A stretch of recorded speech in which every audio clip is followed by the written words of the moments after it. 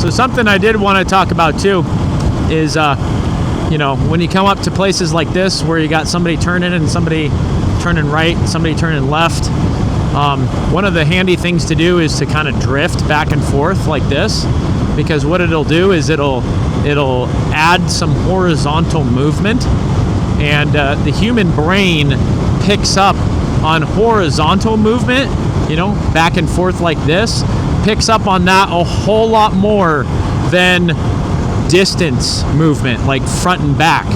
And that's why, like, you know, I don't know if you've ever been through driver's ed or anything like that, where they tell you, oh, you know, trains, you can't predict how fast a train's going, so don't run over the train tracks, you know, going super quick. And it's like, well, you know, there is that, but at the same time, like, also, basically anytime you're driving a car is the same exact thing, because you can't really predict how fast a car is going just by looking at it as it's coming towards you. And the eye generally is lazy, so you just kind of like continue staring on. Whereas if somebody's moving back and forth like this, especially at the headlights on a motorcycle, it'll cause the human brain to focus on those headlights, and then that person that's about to turn goes, oh wait, cognitively they recognize, oh, that's a motorcycle, don't turn in front of them. I've noticed that a lot of kids don't like to ride in formation, especially like, you know, young 20-year-olds or kids in college or anything like that. And, you know, I don't know what it is necessarily, you know. I mean, obviously most of them, maybe all of them, have never joined the military, so they don't understand that, like, having some kind of formation keeps you safe. But, you know, for the most part, you know, it's like, oh, I see a hot chick, I'm going to try to, you know, pop a wheelie so that I can get her attention or something. And it's like, well, when has that ever worked? I mean, maybe that's worked a few times, you know, so cool. But at the same time, like, you know, it's also high risk, you know, and as they say, you know, high risk, high reward. So, you know, fair. I get that for sure. But, you know, when it's with people that you don't know and you don't really know if they're okay with that, like, you might ask them first, you know, before you start doing that, you know.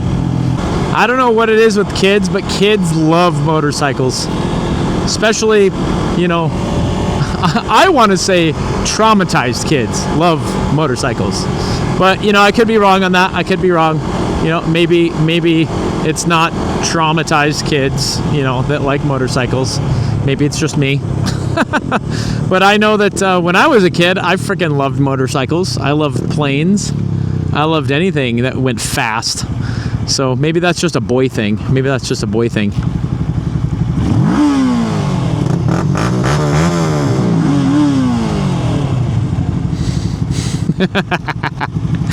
Hey, as long as I can make one little boy's day, then I am happy. And also, here's another reason why you don't lane split, is because you have cops that, you know, they're in traffic too. And, you know, you might not pay attention and you might lane split right down the lane next to a cop.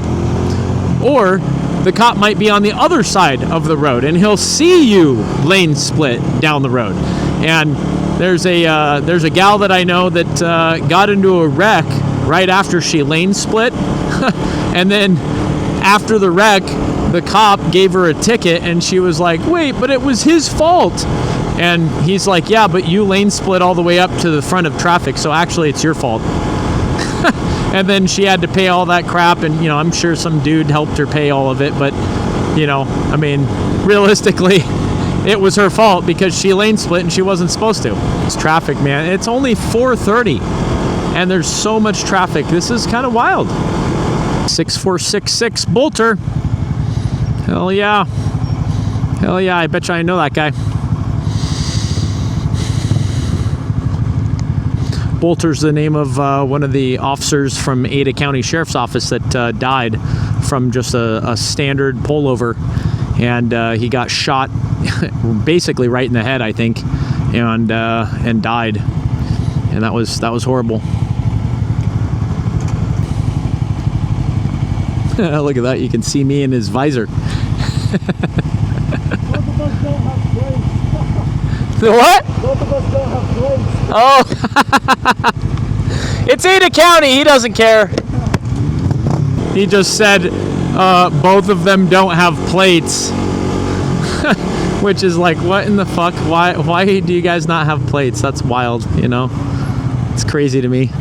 Why ride with no plate, you know? I mean, I get that you don't want to ride with a plate because you're afraid that they're going to, like, pull you over or something, but, like, riding with no plate is illegal, which means they will use that as an excuse to pull you over. And, you know, I feel like it's like this culture in the sport bike community, which is like, oh, you know, if you ride with a plate, like, you might get pulled over and, like, you know, they'll come to your house. And it's like, well, that's actually factually not true. They won't come to your house, you know, unless you're doing something that was like a felony or like a misdemeanor, like reckless driving.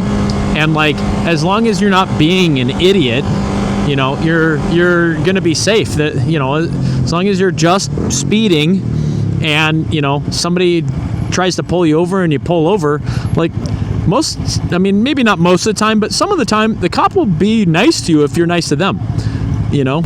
There's another thing that's nice about having a sport bike, or not sport bike, but just a motorcycle, is that you get to cut into, you know, lanes and stuff and put the pressure on people because they're like, oh no, there's a bunch of bikers behind me. And that makes it entertaining. Nice.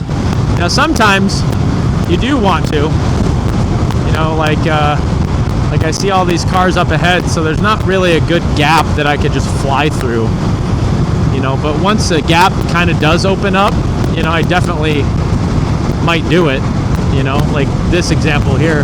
See, this guy just moved over, so now we got a gap. But see, now paying attention here, he's getting over, and then everybody's slowing down up ahead.